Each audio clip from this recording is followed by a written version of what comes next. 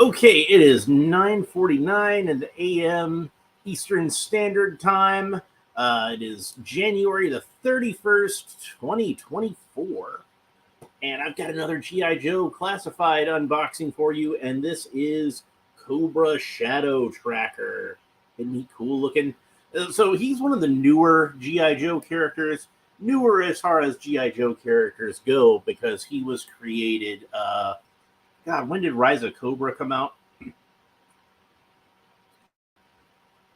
Must have been about 10 years ago at this point, at least. I don't remember. Last time that Hollywood had a writer's strike, not this most recent time, but last time. Why don't I just go ahead and check?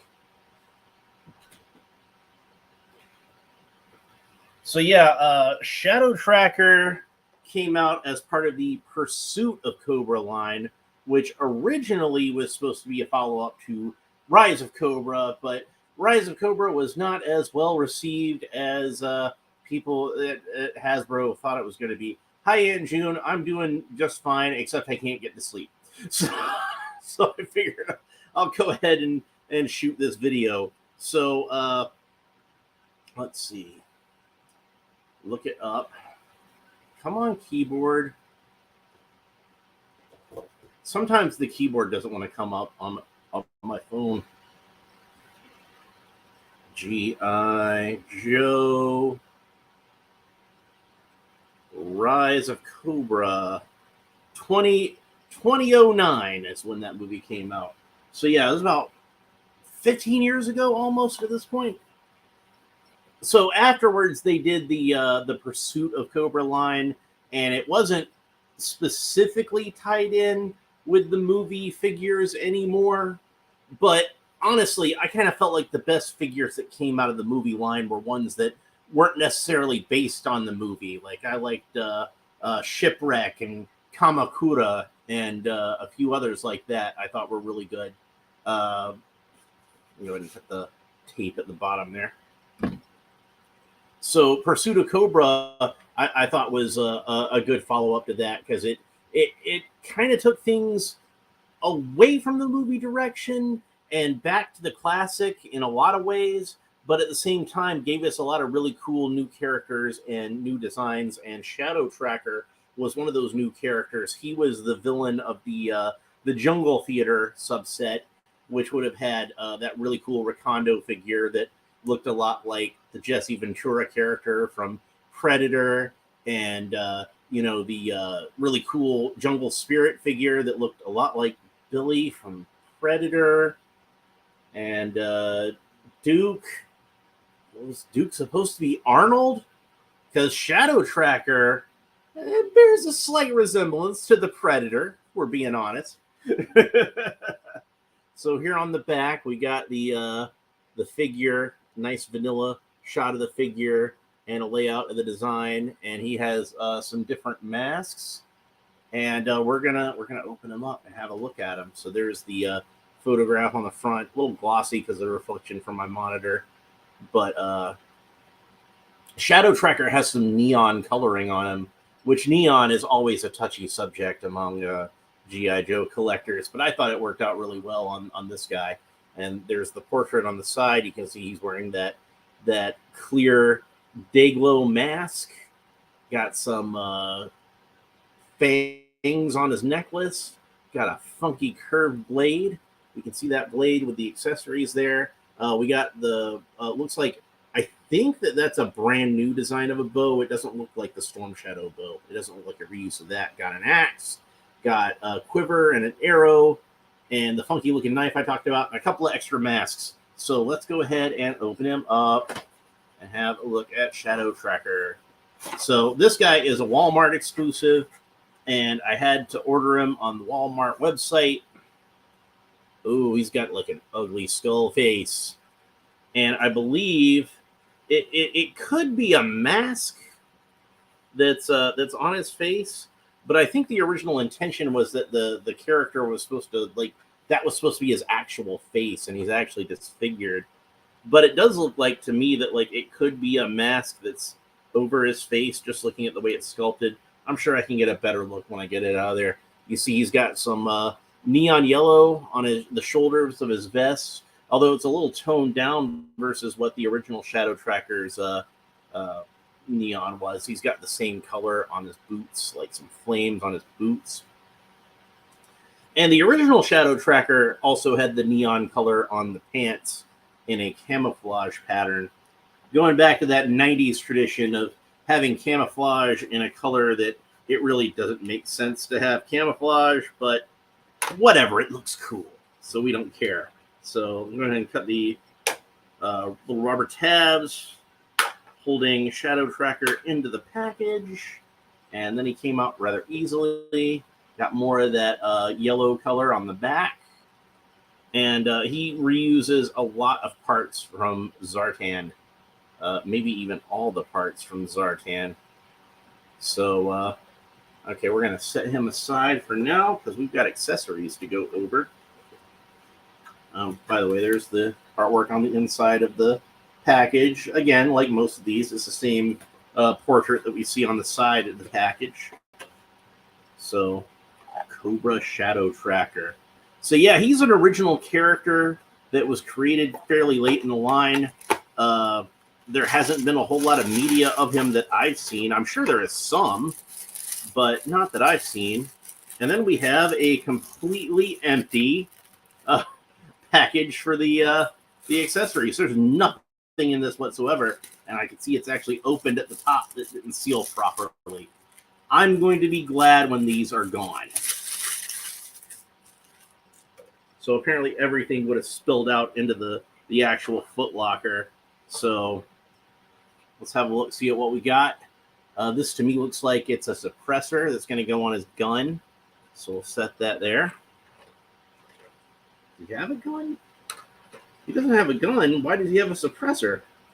Because I don't think he does have a gun, come to think of it. But I think I know what it might be anyway. So here is the bow that he comes with. And it's a pretty funky recurved bow. I think it's a good design. So I believe this is actually like this thing that goes on the bow. I don't know what it is, but I always kind of imagined it would be like a microphone or something. Maybe it's something like a scope.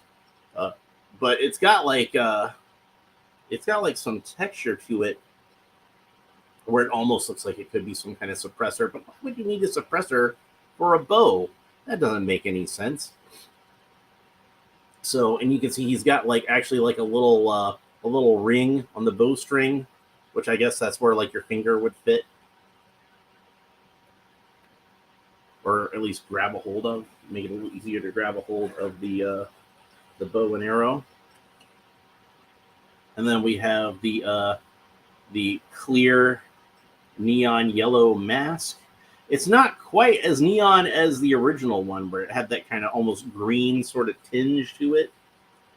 And then we have a skull mask. This looks like it's made from some kind of animal skull, but I couldn't tell you what kind of animal it is. Maybe it's some kind of alien that he killed, since he's, totally not the predator. So, and then the curved knife, which is a little more curved than it should be, at least curved like this way. It shouldn't be curved this way. It's supposed to be curved that way, but not this way. So that's another accessory they got bent up in this awful plasticless packaging. And then we have an arrow. So there's that. The fletchings at the end. Set that aside. And this cool axe, which I like very much. It reminds me of some of the axes that Marauder Gunrunners made, which I really like. So another thing made by Hasbro that looks like it's taking some inspiration from the third-party toy makers. So the arrow does fit into the quiver. There's a little hole that's bespoke for it. And that's what it looks like in the quiver. It doesn't quite, like how the other three arrows are connected, it doesn't quite make contact with those other arrows, but that's okay, I think. So we'll set that aside for now. And looking at the way that this is set up, it looks like that there's some clips here that should probably hold his bow. So let's see if we can get the bow on there. I'm going to try to put it on at the handle so we can put it on like that. I think that's how that's supposed to go on. And it looks like there's a little loop there that's probably where this doohickey is supposed to go. But we're not going to fool with that right now. So we're going to take that back off because we're probably going to have him hold that some. And there's another loop over here. So there's all kinds of stuff for storage on this. Maybe that's where the knife's supposed to go. Now, obviously, that blade isn't going to fit in there, but you can actually fit the handle in there fairly nicely. So it can strap to the side of its quiver. So that's nice. Let's see. That's all the accessories. So I guess now we just got to figure out how they all fit together. So he's got this strap on his leg with a little rectangular loop on it, and the shape of the handle for the axe just so happens to be rectangular. So I'm assuming that's where his axe goes. And I would be right. It fits in there perfectly. And we can go ahead and put the backpack onto his back and see how that fits. He does have these really long dreadlocks.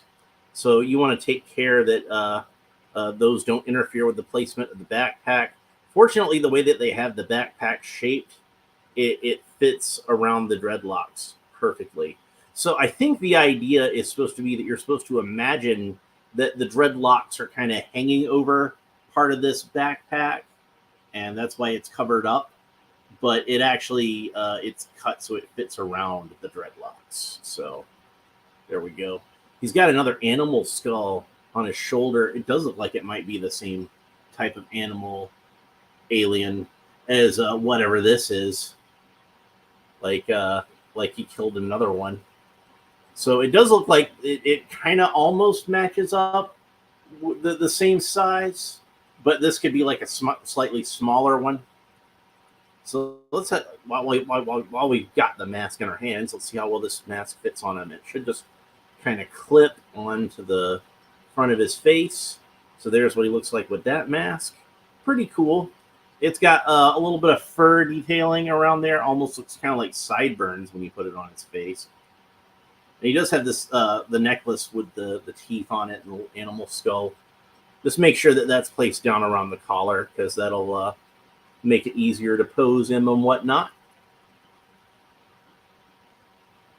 Yo, Joe, indeed. Welcome to the show. Let's try him with the neon clear mask. And this is the one that looks most like the 3 3/4 inch figure that was made. But the main difference that you can see is that it is like the eye holes of it are solid with this clear plastic. And I had seen where a lot of people, customizers, would actually drill the holes out of the eyes so that it looked more like the original figure.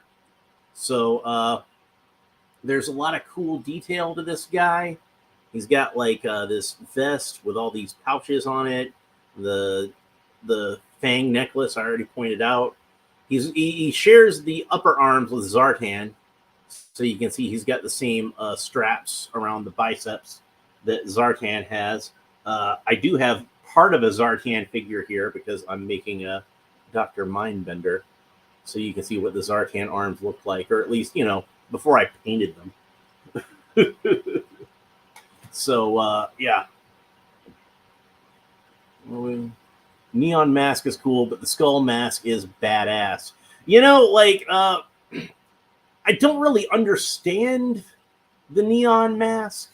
Like, I don't know what exactly they were going for with it, but I don't deny that it looks cool. I like the look of it, certainly. And it's definitely unique.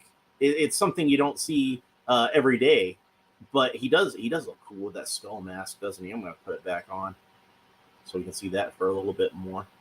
There we go. And it kind of elongates his head going forward, and again gives him that little bit of a predator look like I was talking about. And he also, I think, looks cool without the mask with just the skull face there. Is it a mask? Is it his own face is disfigured? Who knows? It's like it's a mystery, and I like mystery in my characters, so that's cool. The gauntlets are pretty similar to Zartan's, at least on the right arm, or I'm sorry, the left arm. It's on my right. It's on his left. It's kind of similar, but it's not identical to the gauntlet. And this one's a little different too because it's got this the bone knives there, so that's kind of cool. He's got a belt wrapped around his waist it looks like it's made from rope, like maybe some kind of hemp rope that he made himself. And this is something else that's different from the original figure. Is he's got this kind of fur piece. I don't know what you call it. It's not a loincloth because it's not covering his loin. It's not a skirt because it don't go all the way around. But like a fur hanging off of his belt. And to me, it looks like a leopard or like a black panther, but like not all the way black, where you can see the spots. It's a cool looking piece. I like it. I kind of worry it will hinder his articulation a little bit, but it seems like it can move around well enough. We can still get him into some good poses. And these are definitely, at least as far as the upper legs go, I'm pretty sure these are Zartan's upper legs. Again, I'm not 100% certain on the lower legs. Like I said, that Zartan figure that I used for Dr. Mindbender, I wound up using like different legs for him. So I wonder if he's a loner or if he would hang out with the Dreadnoks. Well, I guess that's the great thing about having a character that's kind of a blank slate like that, is we can do whatever we want to with him, can't we? So he could hang out with the Dreadnoks if he wanted to, I think. I don't see any reason why he couldn't. So, I could see if they made a figure of drawing a blank on his name, the poacher guy. Is it Zanzibar or is Zanzibar the pirate guy? I always get them confused. There's Zanzibar, and I'm going to look it up. Because it also began with a Z. I remember at least that much. Dreadnought sure like... No, it's Nagahide. Nagahide, that's who I'm thinking of. It didn't begin with a Z. Zanzibar was the pirate. Nagahide was the poacher. I could definitely see this guy hanging out. Yeah, see, you got it, with Nagahide. I think that would be something that, like, you could definitely put these two guys together. I think that would work out pretty well. So let's go over his articulation. So, of course, his head turns from side to side. It is a little hindered by his dreadlocks, especially with the backpack on. Let's take off the backpack and see if we can get a little more range of motion out of that. It looks like you can get it to go almost all the way around, but he does have that high collar on his vest, too, so that kind of interferes with it a little bit. But, that's just par for course with characters with longer hair, so that's just going to happen. Arm rotates all the way around. This one rotates all the way around, too, but, of course, it is a little hindered by this shoulder piece. So bicep rotates all the way around. Got double jointed elbows. That is about the range of motion on his elbow, so pretty good. About par for course. This is, I think, pretty typical range of motion for double jointed elbows, so that's pretty good. He does have an ab crunch, but it is going to be slightly hindered by this nice thick vest. This is the same torso as Zartan underneath this. It's the same sculpt. So if you got Zartan, you know what to expect.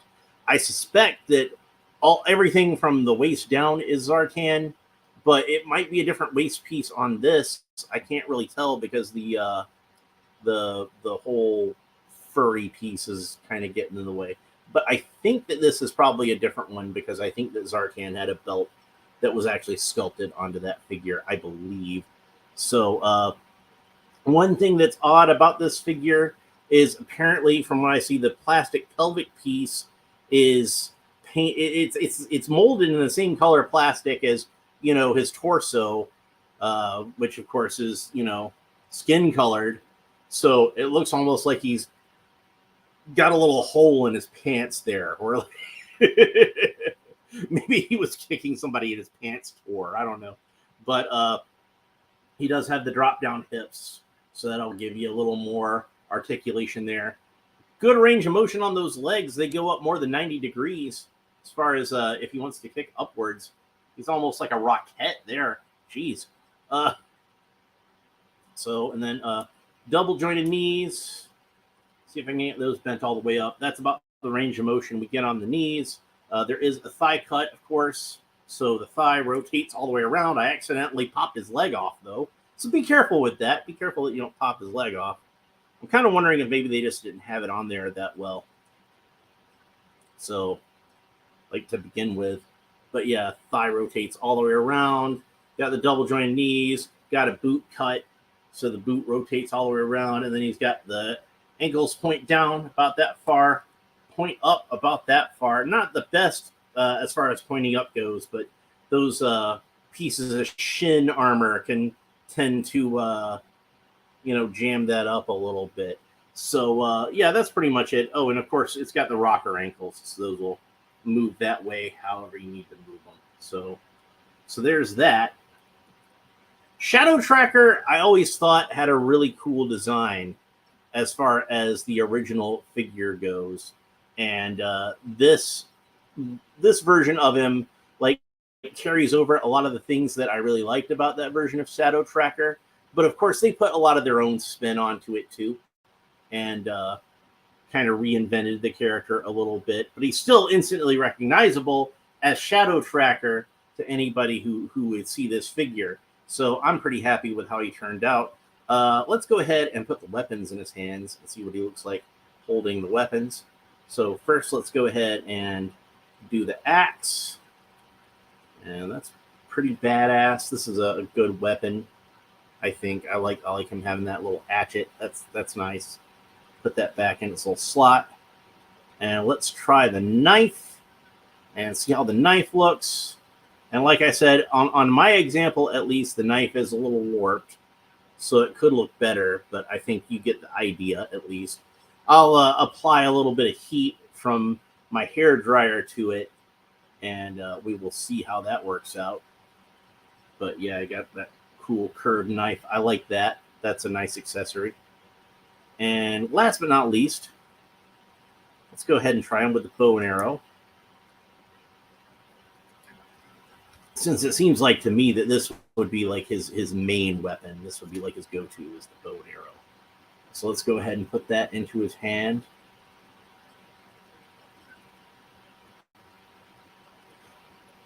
If they do another version of Zartan, I think I'd like for him to come with this bow and arrow. I think this would be a really cool accessory to give to Zartan. If I'm able to get another one of these for cheap somehow, I might go ahead and give that to Zartan and use the rest of the figure for a custom of some kind of character, but I'm not sure who yet. But Zartan makes for a good custom, and there aren't too many shirtless characters in this line as it is. And I believe he should be the only shirtless black character. So if you wanted to do a character that was other than Roadblock, I mean, he's the only kind of like average sized shirtless black character. If you don't mind your character being huge, Roadblock is great. But if you want somebody who's a little more average sized, yeah, Shadow Tracker is going to be your best bet as far as that goes. Does not seem to be anything for the arrow to clip onto, which we often see on these newer figures. So I guess you just got to kind of pinch it between his fingers.